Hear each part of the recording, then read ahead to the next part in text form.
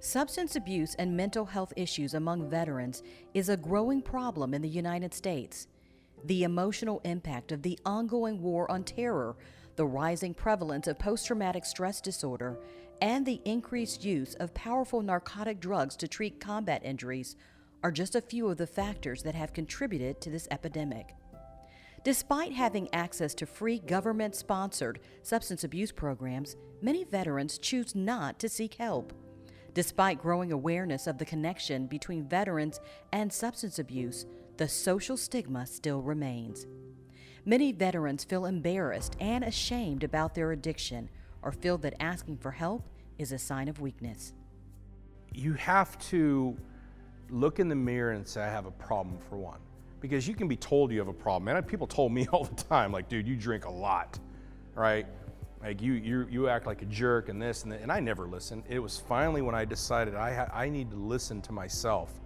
And so I consider it to be a journey, right? Just sitting there asking for help was like, as if I was the biggest failure in the world. But I knew the alternative at that point was I was gonna die. I literally felt like I was dying. When I decided to do it, it was a relief once I did it, like, ugh. On the drive to treatment, again, another very, very embarrassing moment for me, a failure. I felt very, as a failure, I wouldn't even make eye contact with people. I just stared out the window and cried.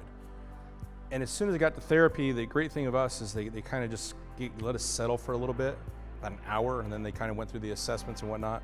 And then I sat in the first group I'd ever sat in. And in that group were people that were like me, and I talked to them about the things that was going on for the first time ever. And instead of feeling like a failure at that moment, which is what I felt like, I felt finally the truth. Like, man, I need help.